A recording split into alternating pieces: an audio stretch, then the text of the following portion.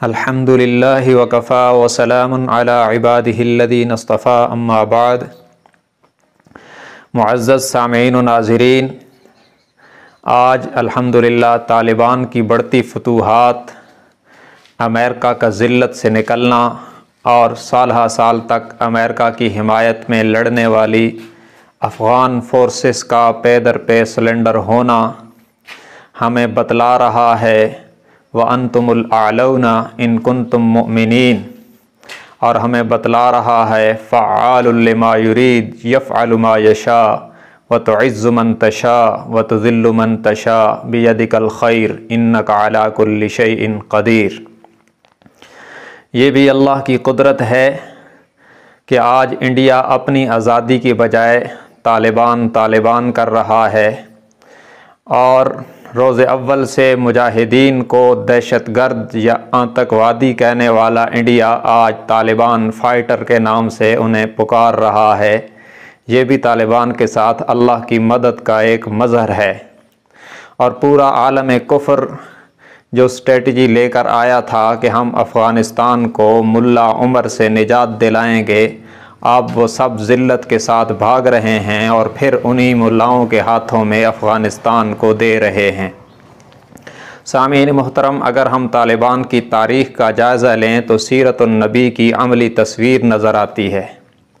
ایک وقت تھا جب سن 6 ہجری میں غزوہ احزاب ہوا تو سارا کفر متحد ہو کر آیا مسلمانوں کو مٹانے کے لیے اور مدینہ منورہ پر چڑھائی کرنے کے لیے۔ حضور اکرم صلی اللہ علیہ وسلم نے صحابہ کرام کی مشاورت کے ساتھ خندق کھود کر دفاع کیا۔ مشکلات آئیں، مصائب آئے، پریشانیاں آئیں، مگر صحابہ کرام حضور صلی اللہ علیہ وسلم کی قیادت میں متحد ہو کر لڑے ہیں۔ بالآخر رب العالمین نے انہیں فتح عطا فرمائی، اور پھر اسی استقامت اور جرت اور ایمان و تقوی کے نتیجے میں فتح مکہ ہوا، اور رب العالمین نے فرمایا اذا جاء نصر اللہ والفتح ورأیت الناس يدخلون فی دین اللہ افواجا فسبح بحمد ربک واستغفرہ انہ کان توابا۔ کہ اللہ کی مدد آ گئی اور مکہ فتح ہو گیا اور لوگ فوج در فوج اسلام میں آ رہے ہیں، بس آپ اللہ کا شکر، اللہ کی حمد و ثنا کیجئے اور درجات کی بلندی کے لیے استغفار کیجئے۔ بالکل یہی منظر ہے سن 2001 میں امریکہ اپنے پوری طاقت کے ساتھ اور تمام عالم کفر کو ساتھ ملا کر بڑے غرور اور تمکنت سے آیا تھا، اور اس وقت کے امریکی صدر جارج بش نے کہا تھا بس طالبان اب ختم ہو گئے ہیں۔ مگر 20 سالوں کے بعد امریکہ کی فوج جب ذلت سے نکل رہی ہے تو اس وقت کے موجودہ صدر جو بائیڈن کہہ رہے ہیں جنگ سے افغانستان کو فتح کرنا ممکن نہیں۔ تو ان حالات میں قرآن کی صدا گونج رہی ہے کہ فعال لما یرید۔ طالبان کا بھروسہ جس اللہ کی ذات پر تھا اور ہے، وہ جو چاہتا ہے کرتا ہے۔ کفر کی طاقتوں اور کفار کی شان و شوکت کی مثال سمندر کی جھاگ جیسی ہے، جو کچھ وقت کے لیے اٹھتی ہے پھر بیٹھ جاتی ہے۔ اور پھر دوسرا پہلو یہ بھی ہے کہ حضور اکرم صلی اللہ علیہ وسلم نے جب مکہ مکرمہ کو فتح کیا تو بعض صحابہ نے یہ کہا الیوم یوم الملحمہ، آج بدلے کا دن ہے، مگر حضور اکرم صلی اللہ علیہ وسلم نے فرمایا یہ اعلان نہ کرو بلکہ یہ کہو الیوم یوم المرحمہ، آج معافی کا دن ہے، انتقام کا دن نہیں، رحمت کے اظہار کا دن ہے۔ بالکل بعین ہی یہی منظر یہاں ہے جب پے در پے فتوحات طالبان کے قدموں میں گر رہی ہیں، اور بڑے بڑے جرنیل سلنڈر ہو رہے ہیں، اور بڑے بڑے صوبوں کے گورنر جو ماضی میں طالبان کے خلاف لڑنے میں صف اول میں شامل تھے، اب وہ بغیر جنگ کے سر تسلیم خم کرنے میں ہی اپنی عافیت محسوس کرتے ہیں۔